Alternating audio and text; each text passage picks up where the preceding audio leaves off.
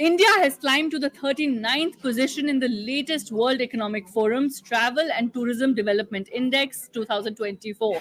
This is a huge uptick from the 54th position in 2021, and India is now the top performer in South Asia as far as this index is concerned.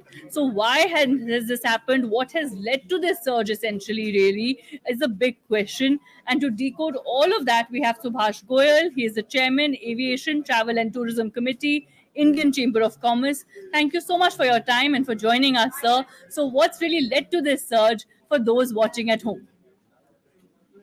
Well, there are two, three factors.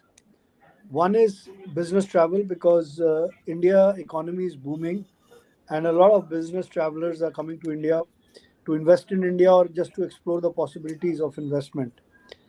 Second biggest thing is religious tourism. After the building of the Ayodhya temple and the developments taking place in Varanasi, a very popular circuit among NRIs and people of Indian origin is the circuit going to Mathura, Taj Mahal, then Varanasi, and then Ayodhya. Now, this circuit has become very popular. In fact, it has become so popular there is hardly any accommodation in Ayodhya. That is the second reason. The third reason is that yes, you're right, it is vacation time for outbound travelers. This is the right time to go and travel. And not only the schools and other places get closed, even the courts are closed and a lot of lawyers and a lot of people travel in June and July. So this is a very peak period, and these are some of the factors. In fact, instead of 39th position, India should be on the third or fourth position. We would have done much better had we not closed down the overseas tourist offices and we had appointed marketing agents. So we would have done much better. Secondly, we've not started aggressive digital marketing as we were doing during the Incredible India campaign time.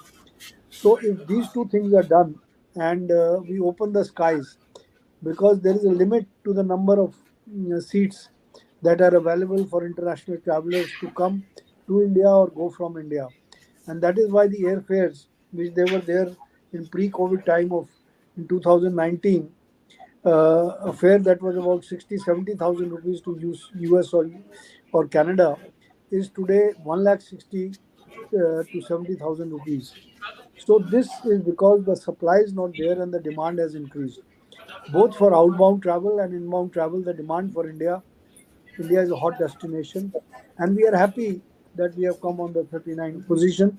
But I would like to see India in the top five or Absolutely. top 10 We would position. like to see India in the top five. And as you just said, what really are the three things that India then needs to do to boost their standing on this index further?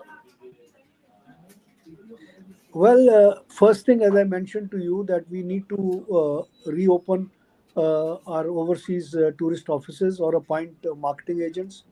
And secondly, we need to open the skies because if more airlines come in order to keep their routes viable, they will ensure that the flights come full and they market India. And the third most important thing is that we need to aggressively start digital and social media marketing because that is very important, which we were doing during the Incredible India campaign. These are the three things. Right. And for the youth really seeking Other, jobs in the travel and tourism space altogether, aviation as well, what would you say? What is the future that lies ahead of them? Because many, of course, have been talking, is this just a seasonal trend? Is this a long term trend in nature? Now, if you were to give a message to the youth on this, what would you say? well, I would tell the youth that just doing a tourism course or just doing MBA in tourism is not enough. It is survival of the fittest. It's a very competitive world. So what you need to do is, because in future artificial intelligence and the computer and you see your mobile phone is going to drive the future. So you need to be expert in social media, in digital marketing, and in whichever industry you go, mainly in tourism. And secondly, you must have learn another foreign language, because today even on the net a lot of language courses are there, So you can learn basically Spanish, Japanese, Chinese, Korean, and French and German. I think are already quite popular, but you need to learn other languages. That will come in handy. So these two things, if you do, tourism, 1 out of every 9 jobs that are going to be created in the next 10 years will be in this industry, because it's a highly labor intensive industry.